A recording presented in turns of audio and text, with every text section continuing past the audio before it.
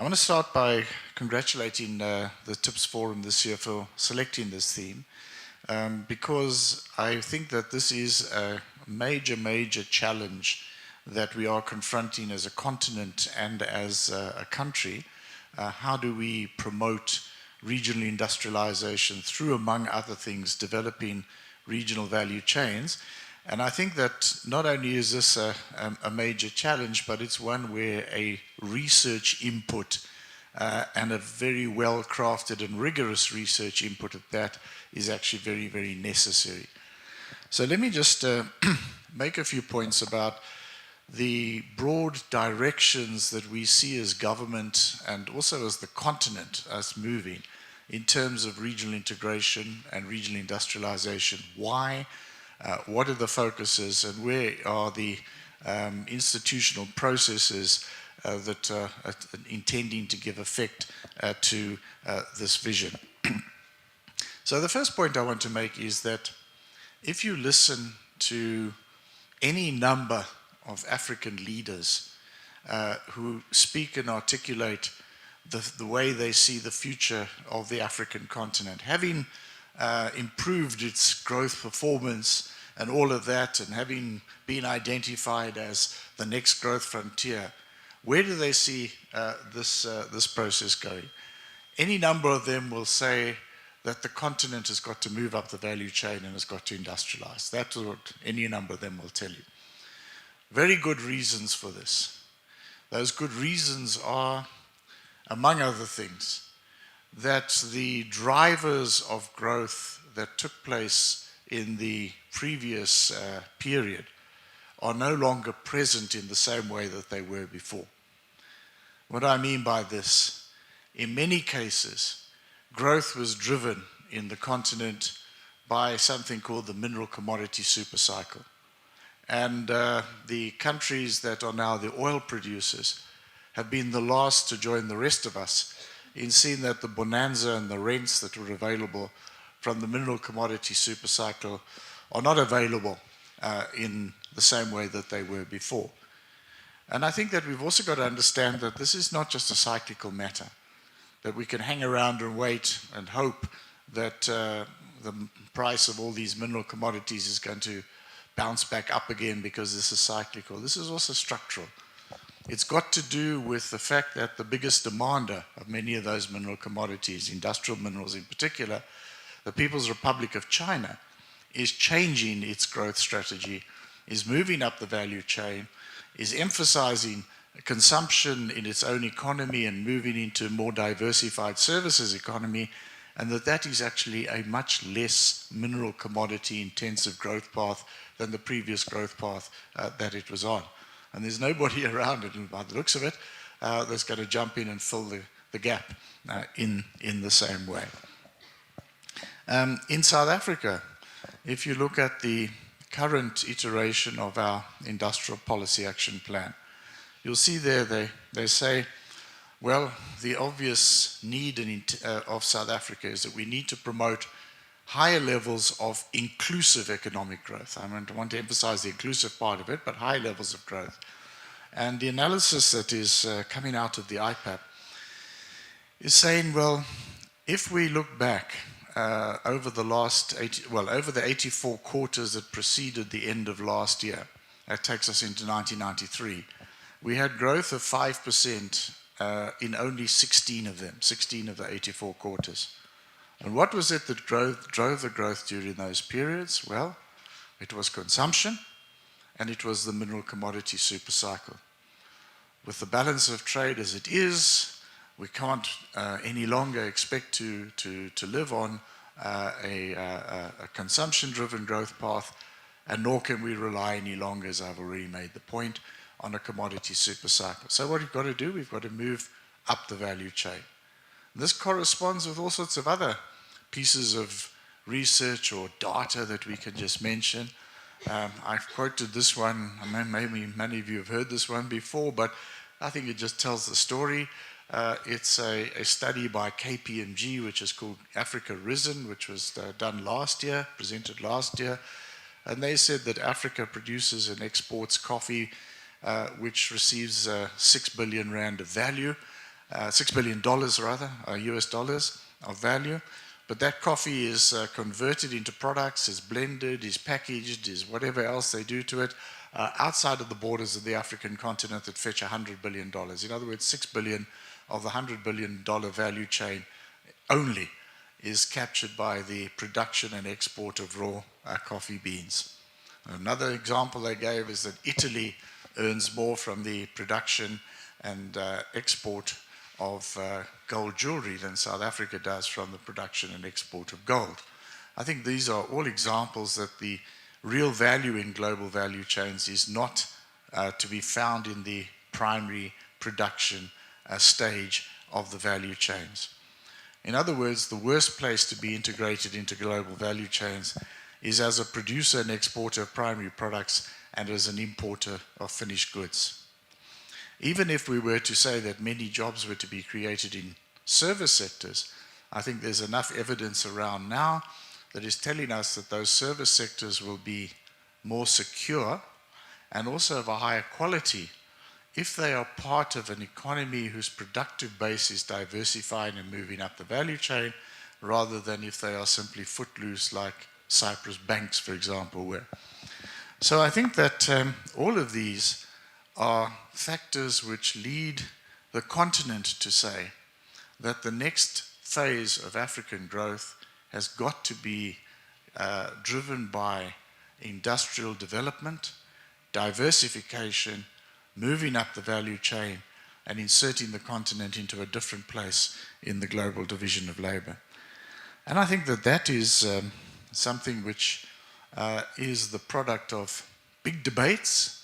We were very active in those debates as South Africa. Big debates, but now there is a consensus around some of this, and many of the regional integration programs are addressing themselves to this, what I think is increasingly seen as an imperative of promoting industrialization on the continent. If you look again at the situation of South Africa and some of the industrial development drivers which we identify in our IPAP, you will see a couple of things.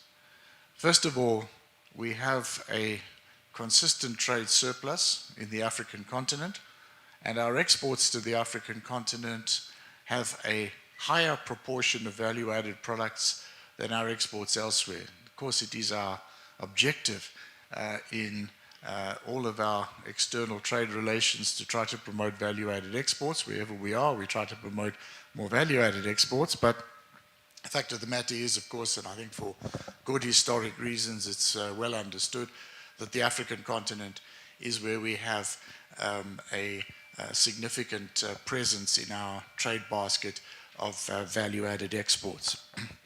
If we look at our drivers, a number of them, I think, speak directly to the continued processes in the region, where we see, for example, that among the drivers are infrastructure-driven industrialization, where I think that we're looking, of course, to use our own domestic infrastructure program and some of the localization measures that go along with that to drive a reindustrialization, particularly focusing on capital goods, transport equipment sectors. But also I think we're seeing that those firms must also become part of a continental process as well, where infrastructure development programs will also take place and provide opportunities there. Mineral beneficiation.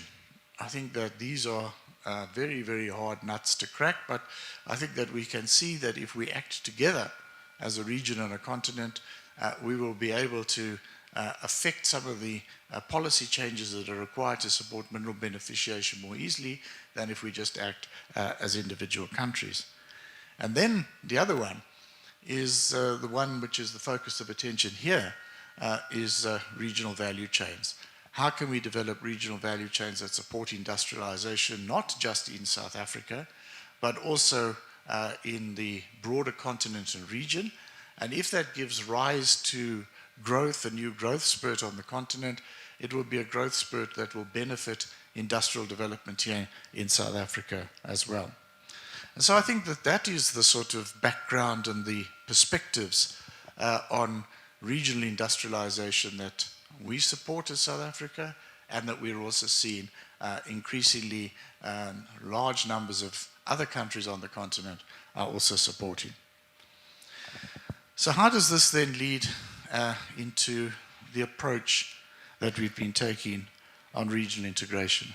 I think it was mentioned by the speaker from UN WIDA when he said that we're not going to be seeing the SADC Customs Union anytime soon.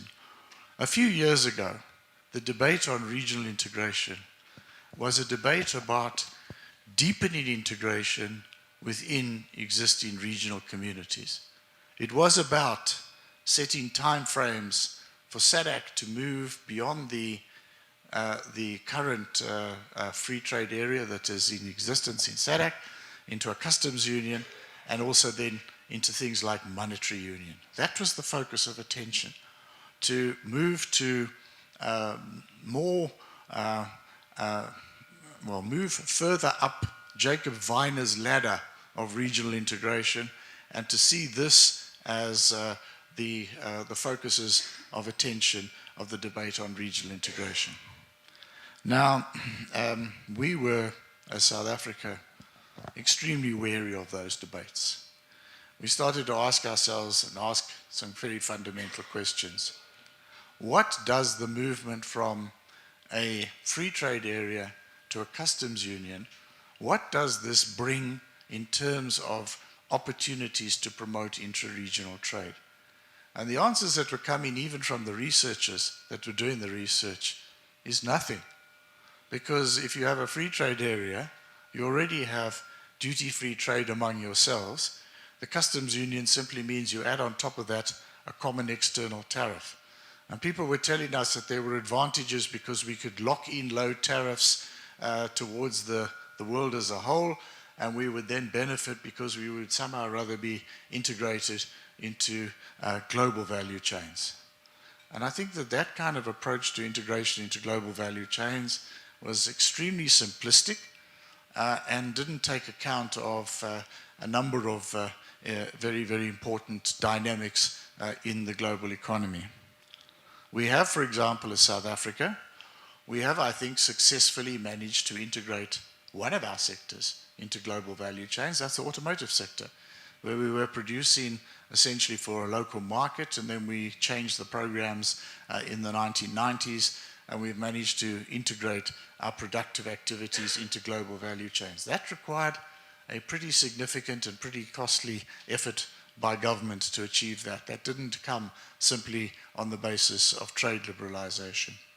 We've seen other examples practically. There was a company in Cape Town that was an international company. It was bought by another international company. It produced fire alarms. And that company came in and said, okay, now you're part of our global value chain. We're taking all the manufacturing business elsewhere. You're going to be a depot for our products. Unfortunately, in that case, the managers worked with our team, and we managed to establish a local South African company which is producing better products than they used to produce before. But as an example, that integration into global value chains simply on the basis of a trade policy stance does not necessarily mean that you get industrial development of it. You can actually get precisely the opposite, deindustrialization. And so I think that we said we can't see the benefits of this. We were, by the way, supposed by next year to have monetary union in SADC, the old Regional Indicative Strategic Development Program, RISDP. We were supposed to have had a customs union by 2010, and we were supposed to have had a monetary union by 2016. Now, I think if you just think a bit about Greece in a monetary union with a currency which is set by a stronger economy, apart from all the debt issues that Greece is facing, the country's faced massive deindustrialization. Is that a model that we want to bring in? And isn't the whole approach, I think this is what we ended up saying, isn't the whole approach shaped by a view that in Europe or elsewhere they have something like this, and that somehow or other we think that we are more integrated if we prioritize institutional arrangements of a high ambition of this sort over developments on the ground. And I think that's the real issue. Because even if you go back to the work of Jacob Weiner, when he talked about embarking on regional integration, he argued that regional integration made sense where you had high levels of complementarity, where one country produced what the other country needed and vice versa. And that was the case in Europe, where you had industrialized countries. In Africa, many of the barriers to intra-regional trade are not actually to be found in the fact that we've got high customs duties between ourselves, but rather they're to be found in the nature of the productive sectors, where we're not producing goods that find markets in each other's countries, because we are producers and exporters of copper and producers and exporters of iron ore, and we don't have much to trade with each other if that's our place in the global division of labor. And so the issues are actually much more about promoting real economy diversification and addressing some of the other serious concrete barriers to intra-regional trade, which are to be found in things like inadequate infrastructure, which doesn't connect us up one to another, but rather connects the mine to the port. And then even if you want to go into things like soft infrastructure, border arrangements and other regulations, which are often more important than tariffs. And I think that out of this, and perhaps without it being theorized at the beginning, but I think that we can theorize it in this way now, I think that what we have come to the conclusion, most of us, and this is the consensus, and this is driving the current programs, is that at this moment in time at the least, what we need is not to deepen regional integration within existing regional communities, but actually we need to broaden regional integration at FTA level across our existing regional communities, but within a framework which is developmental. In other words, we need a development integration approach. And I think that, again, there's a number of very, very practical reasons why this is the case. And again, I think they've probably got to do with the state of the world economy and where we find ourselves right now. Again, let's take China. Let's take India. Where are they seeking to drive the next phase of their industrialization and economic diversification? Well, at the very least, it's walking on two legs. The domestic market is one of the important legs that they are now emphasizing to a greater degree than before. The idea that we could all go out and flood the EU and the US with manufactured goods and that would be the driver of industrial development, even if that existed at some earlier phase, and I think there's a question mark over that, it certainly doesn't exist now. Because the United States, Europe, all the countries that are around there are themselves trying to reindustrialize. And they are becoming much less receptive to large influxes of new goods coming from other parts of the world. And in fact, the state of their economies is not such that there is a growing demand for new products coming from elsewhere. And the fact of the matter is, though, that those countries, emerging markets, which are trying to walk on two legs, have all got large populations and a large domestic market, not a small domestic market. And so I think here comes the challenge for Africa. Colonialism divided us into 54 different countries. None of us, certainly not South Africa, I would argue not even Nigeria, has got a domestic market which is sizable enough to support industrial development and diversification. But if we start looking across our countries, if we start looking beyond our regions, in fact, if we start looking beyond SADC, and we start looking at SADC, COMESA, and the East African Community, we start to hit the numbers that do make sense at that level. We start to talk about 500 to 600 million people. We start to talk about something like a combined GDP of over $1 trillion US dollars. If we look at the African continent as a whole, we're talking 2 billion. We're talking, we're talking 2 trillion US dollars. We're talking a population which is about 1.5 billion people.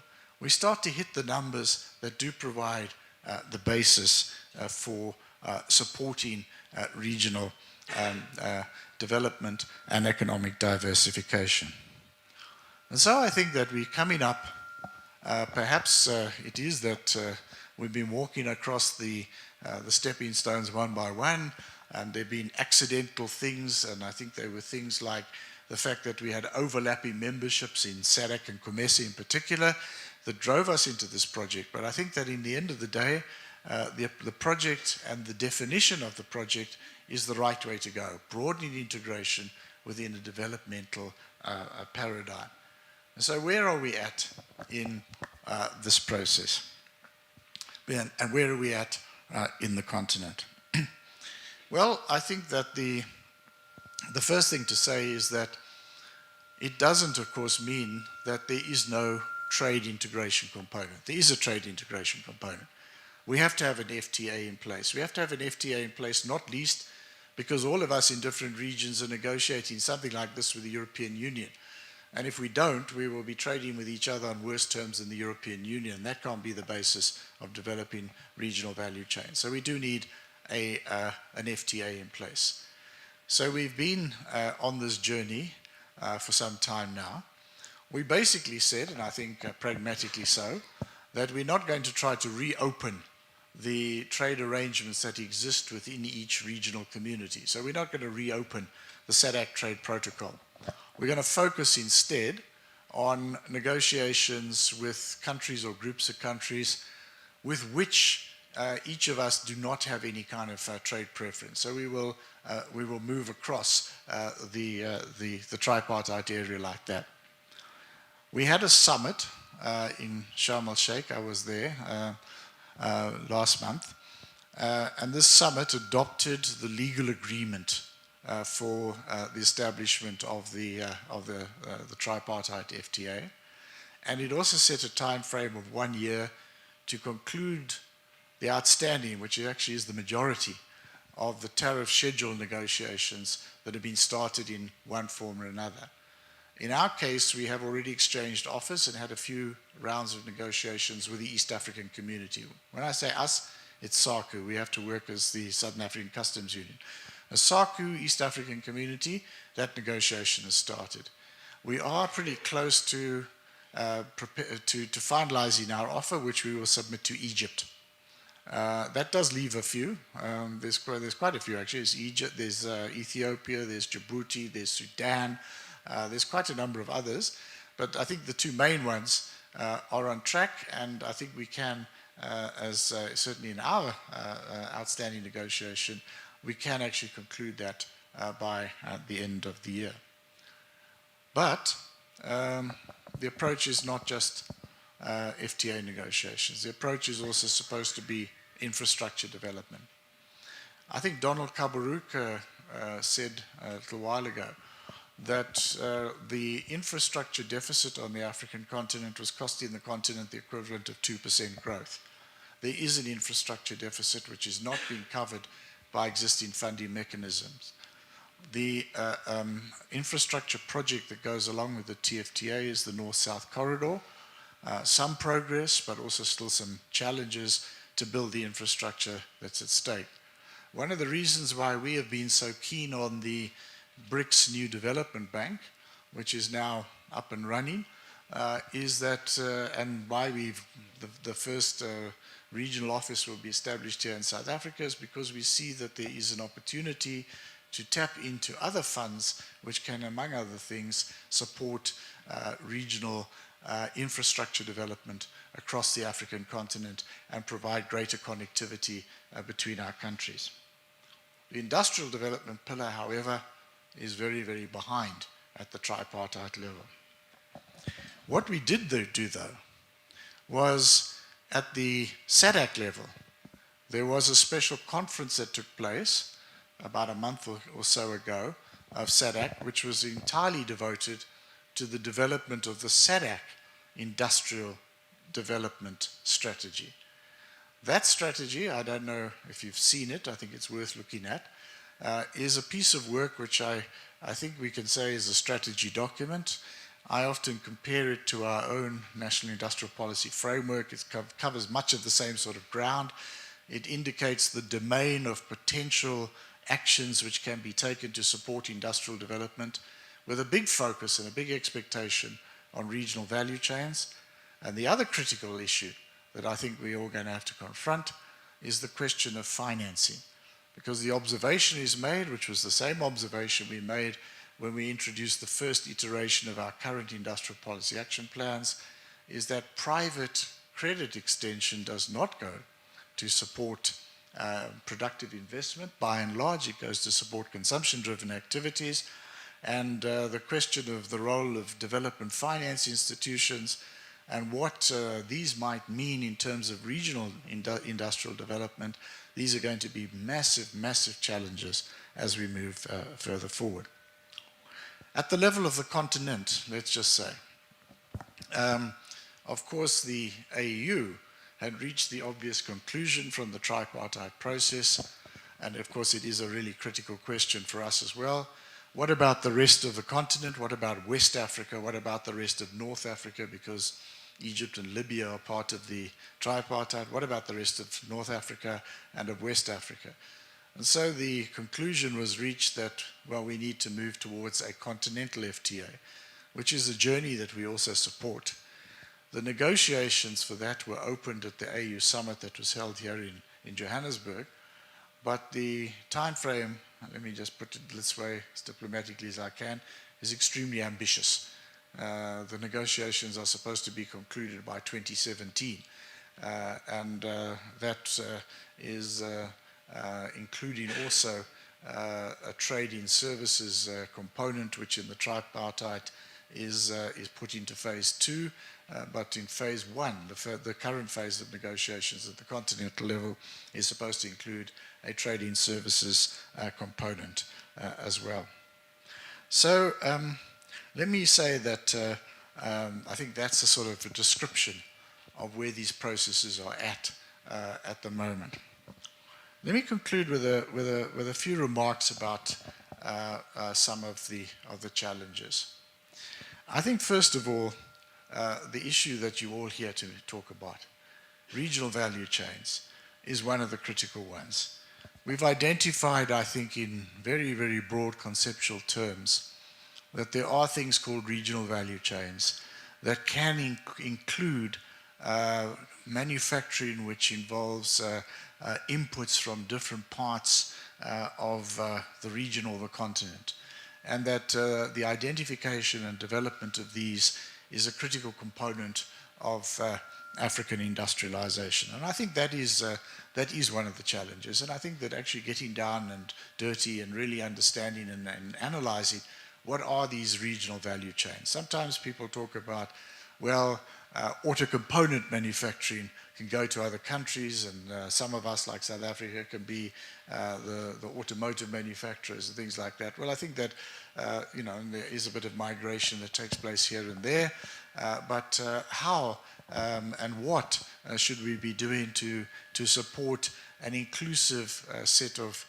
industrial activities? Because I think the temptation of some countries is not to see the regional value chain as the driver of industrial development, but the domestic market. And that can lead to people saying, well, we didn't have the industrial pillar in place when we had the SADC trade protocol, and therefore there's no need for us to respect the SADC trade protocol. And I think that what that would mean in practice would mean undermining a tool that could be in place that could support the emergence and development of regional value chains. For South Africa, we have, of course, supermarkets and exporters in all countries with a high proportion of South African products on sale. I think that this model of us is going to have to change. We're going to have to move into a different spot in regional value chains. And here I think there's a couple of examples that I think are telling us the way, practical examples. We are, for example, or we were, and I think this will continue under the new administration, but we were involved in very earnest engagements with Nigeria about the Nigerian automotive program. We were providing them with quite a bit of technical input into the design of their program. And at the same time, I think we're at the point where we are looking for South African companies to be suppliers into the Nigerian market of components that will be used in semi-knockdown kit assembly, and also some of the finished built-up units that would enter under the program. That's the sort of thing that I think we're talking about. So as Nigeria begins to manufacture vehicles, maybe some of those will find their way into South Africa as well. I think that's the kind of model that we're looking at as well. Secondly, another practical example, I had the opportunity to attend the opening of an investment by a consortium including Score Metals. They had established a plant to manufacture grinding material for the West African mining industry in Accra in Ghana. And now before that, this grinding material was imported from South Africa. Now there's a plant there, manufacture that, but the components into that will come from South Africa. So I think that these are the sort of signs on the wall, if you like, that we're going to have to find ourselves occupying a somewhat different place in these value chains. We're going to have to move up.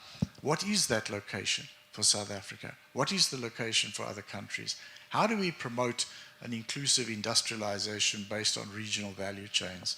And perhaps resist the temptation with very small markets to say, well, this is going to be it. The national market's going to be the driver. To hell with the regional integration, and so on and so forth. I think that's going to be one of the very, very critical issues. The other one I was saying was the question of finance, investment and finance. Now, I think that doesn't all come from DFIs. We can be promoting some foreign investment in industrial activities. I think that sometimes we have to tell people in this country that the investment pipeline into manufacturing, despite what may be happening in mining or in terms of the portfolio investments, is actually holding up reasonably well, because quite a number of companies are making the bet that the regional market will integrate, that South Africa is critical in the industrial development of the African continent, and that this is a place that they need to invest in productive manufacturing activity. We've seen this in a number of different sectors that this is taking place. But how do we address, I think, the question of industrial financing? That, I think, is a very, very critical question. So let me then just conclude with where I started. I think that the stage we are in, the period that we find ourselves in, is one where a very significant research input is required. In the case of SADC, I said the strategy is a strategy which is at the level of identifying the potential domain of actions that can be taken to support industrial development across SADC. The mandate that was given to the Secretariat was that this must be turned into an action plan that must be tabled for adoption next year. So the clock is ticking, and the identification in particular of regional value chains and how we promote some kind of inclusive involvement in regional value chains is, I think, critically important. And the last point I'd make is that we then face, I think, I'm going next week to a discussion about the WTO.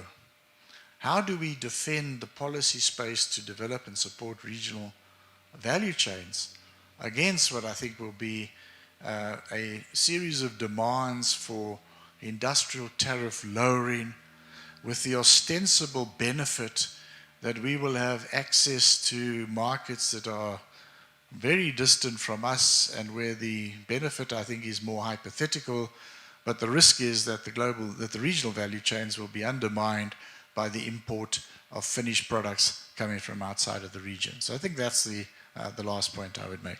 So welcome the focus of this TIPS forum. Wish you well and look forward to receiving a report of the outcomes, and I hope that you have a good and valuable conference. Thank you very much.